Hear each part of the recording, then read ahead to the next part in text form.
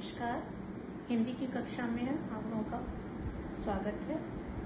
अभी तक आप लोगों ने स्वर के विषय में जानकारी ली और आज हम आपको व्यंजन वर्णों के ऊपर चर्चा करेंगे।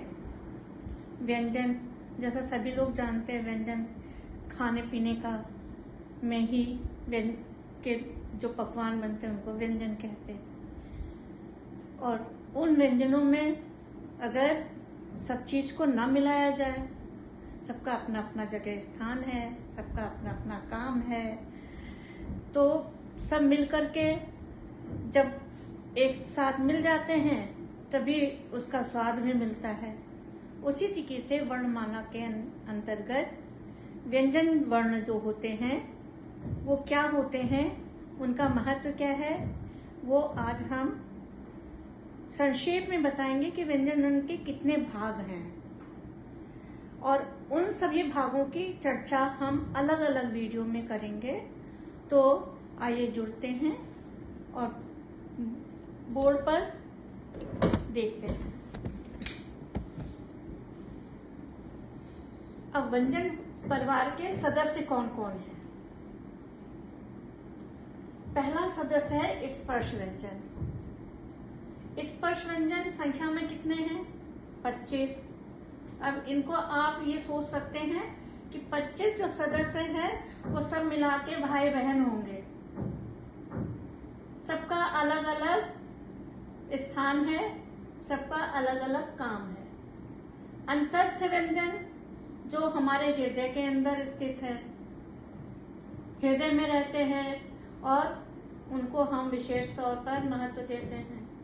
ऊष्म व्यंजन जो गर्म हवा के साथ में मुख से अलग अलग भागों के द्वारा प्रयोग किए जाते हैं, जो मुख के अंदर जो स्थान होते हैं उनके अलग अलग भागों के द्वारा प्रयोग किए जाते हैं। संयुक्त व्यंजन कौन होते हैं? दो अक्षरों को मिलाकर लिखा जाता है। जब दोनों अक्षरों को मिला देते हैं तब उनका अलग रूप बन जाता है। उपक्षिप्त व्यंजन ये संख्या में 2 होते हैं। इनको बोलने के लिए हमें जीभ जो होती है उसका अग्रभाग ऊपर उठता है। ये कौन कौन से होते हैं ये हम आगे के वीडियो में आपको बताएंगे। नासिक के व्यंजन ये 5 होते हैं और इनमें हवा जो है वो नाक से निकलती है, क्योंकि नासिक खुद ही नासिका का बोध करा रही है, इसलिए आपको याद होना चाहिए कि नासिक के मतलब हवा जो है वो नाक से निकलती है। द्वितीय व्यंजन जब एक ही वर्ण 2 बार लिखा जाए, 2 बार प्रयोग में आए, तब उसे द्वितीय व्यंजन कहते हैं। तो इन सब व्यंजनों को मिलाकर ही हमारी जो है व्यंजन परिवार की वर्णमाला जो है वो पूरी होती है। और ये व्यंजन जो होते हैं वो हमेशा आधे होते हैं और स्वर की सहायता से लिखे जाते हैं। आपको मालूम होना चाहिए कि बिना स्वर के ये व्यंजन आधे माने जाते हैं। जब तक ये व्यंजन अलग रहते हैं, इनकी कोई पहचान नहीं होती, तब तक ये सिर्फ आधे वर्ण के रूप में ही प्रयोग किए जाते हैं और जब दूसरे के साथ में जुड़ जाते हैं तभी इनका स्थान पूरा होता है। तो आशा है कि आपको हमारा ये जो व्यंजन वर्ण के सदस्यों की जो संख्या, उनका स्थान, उनके नाम, ये सब आपको अच्छे से समझ में आ गए होंगे।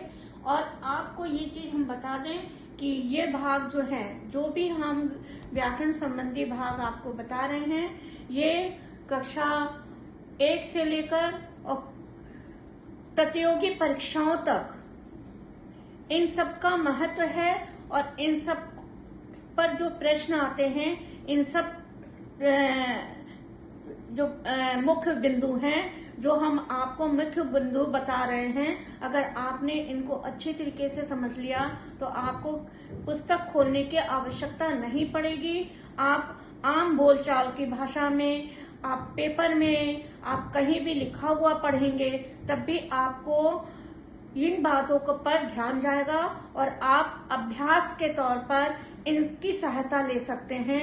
आप चलते फिरते आपका अभ्यास होता रहेगा तो आशा है कि मेरी इन बातों को गहराई से समझें और अपने जीवन में उतारें, तभी हमारा वीडियो बनाना सार्थक होगा। अन्यथा हम एक शिक्षक की तरीके से पढ़ाएंगे और पढ़ा के चले जाएंगे। तो धन्यवाद।